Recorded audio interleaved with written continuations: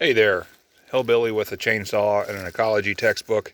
Just a little video here about a culvert. This all started with this damn culvert runs under the township road. And the thing would get plugged up full of detritus and sticks and all whatnot.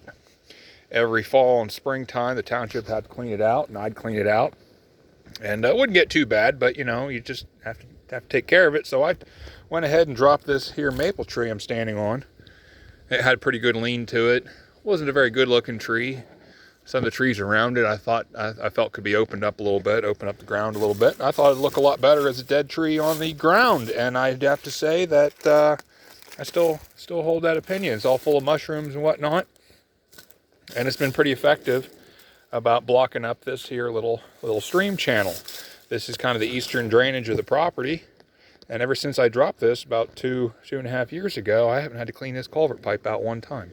I can't say the township hasn't cleaned anything out of it, but I do check it on a regular basis, and I've not seen anything at all. So, Lancaster again here, strawberry wheat, more of a summer beer, but it's not bad. Not bad. So I plugged up behind it with a couple pieces of wood, and by the looks here, you can no doubt see there's a hell of a lot of detritus behind here. This was pretty channelized. It's still laying down in the channel there, but it's not nearly as deep as it was, and the water lays, and the leaves lay, and the sticks and the twigs and the whatnot lay. So this is kind of an ongoing project over the years. In the wintertime in particular, I add material to this, and I do like how it starts to raise the water table up a bit. I like the dead wood down there in the water.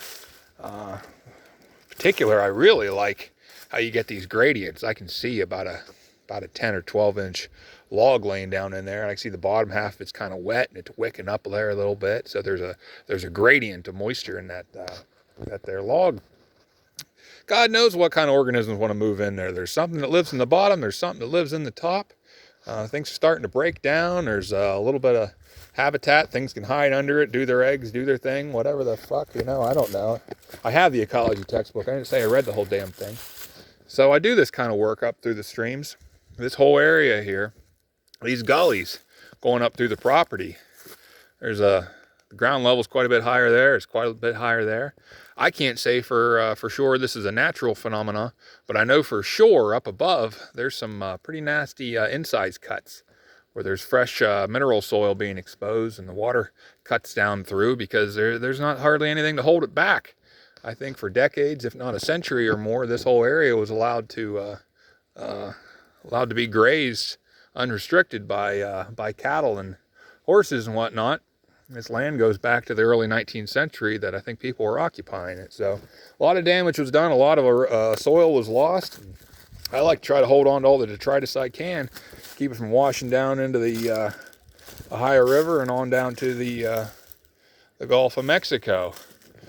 Couple streams and rivers on the way there, but eventually that's where all this shit goes.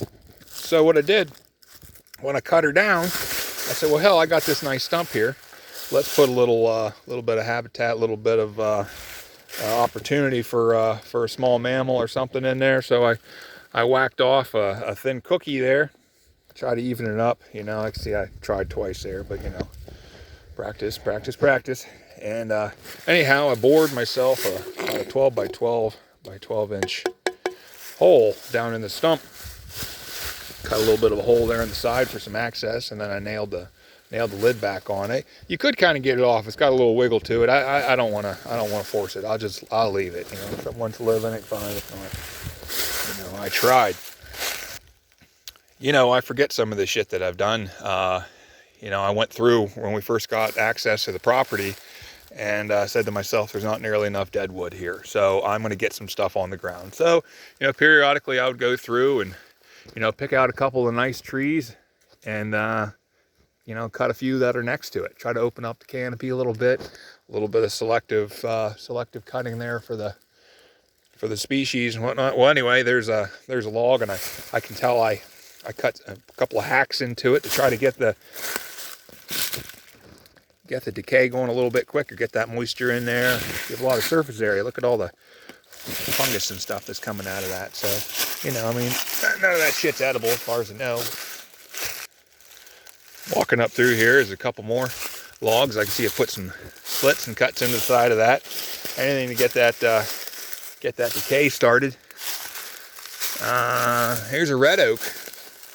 Decent sized red oak. I'd say that thing laid over there up on the bank into the meadow, and I'm pretty confident that I chunked up some of it for firewood. I can see there's a couple pieces pushed over the edge that I probably let the weeds grow up around and ended up pushing them down in later on. I think I cut a little hollow there. Don't know if anything uses that. It's a little bit on the windward side, but it's got the bank for some protection there. And it's kind of angled down a little bit to allow some drainage. So it wouldn't surprise me one bit if something has taken some advantage to that. See, I laid some of this stuff across. You know, there's a fair amount of detritus behind it. And then this gully up through, there's a lot of debris up through there that kind of slow things down. This ground has a tendency, there's a couple of layers, it's mostly clay, but it's interspersed with some rock and some coal. And so the water has a tendency sometimes to just disappear out of sight, head underground, and then come up some other place. See a stump up there. So, some good fun here. I really do enjoy creating some dead wood and habitat. I love to say that word, habitat and wildlife and all that shit. But, you know, here you have a fairly large red oak that's never going to get cut. That's a real nice straight piece there. A lot of maple and stuff down through here, but you know, this isn't a natural forest. You know, this is a recovering woodland from something traumatic that happened to it about a century ago. And you know, it's starting to recover, and I think by introducing some dead wood and thinning things out a little bit, I can try to help it along a little bit. Here, this is the lower end of that culvert pipe I started with. This was pretty channelized before. It's still somewhat channelized, but it definitely does breach its banks in the springtime. Got a lot of wood laying down in there. In the springtime, some of those logs are not big enough, so they'll float, kind of get pushed out of the way. Sometimes I toss them back in. It's a life lesson here, just how to keep them from moving. And I've done some beaver dam analogs down below. I'll talk about that sometime. Attempted my beaver dam analogs, trying to imitate the work of beavers, holding back the water, holding back the sediment, raising the water table, returning the water to the floodplain, all that happy horse shit. It's kind of my guilty pleasure. Not my guilty pleasure simply because I feel bad for doing it, or it's bad for me, or bad for somebody else. It's my guilty pleasure because I'm fucking guilty for destroying the biosphere and contributing to the death of this planet, sixth mass extinction, and all that good stuff. So I don't know. I kind of give back a little bit, you know. I enjoy it. It's just fun to see the way it changes from season to season. Not everything works. In fact, most shit doesn't work. But you know what? Even if you half-ass it and you don't do a great job, there's a benefit to some dead wood. There's a benefit to creating a little bit of texture to the fucking ground. God damn it. That's what we do. We go around everywhere and we just smooth everything out. Fill in the fucking holes and knock off the hills. The ground needs to be a little bit rough. Give it some surface area. Something to fucking grow on, you know?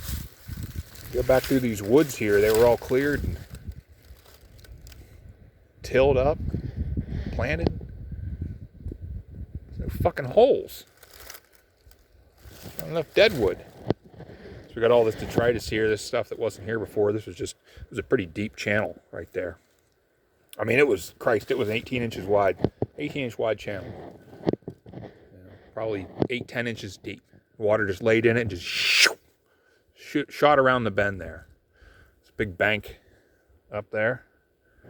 And I can only suspect that this is lower in elevation where I'm standing than it was 100 years ago. I don't know that for a fact, but the thing is this stream does not run that fast and for that long. We had a good summer. We had a lot of rain through this summer, almost to my detriment. It's hard to get anything done. The ground was wet all the time. But I can only assume that a century ago or 150 years ago, that when there wasn't a hell of a lot of trees up there and perennials, shrubs to hold back the ground, that it just washed away. And when you get those spring storms, I mean, it was a fucking torrent. And washed everything back, and the cattle ate up anything that was going to try to grow on this bank. So, trying to raise this water level up, it's got to be something good to it. I don't fucking know. Cheers.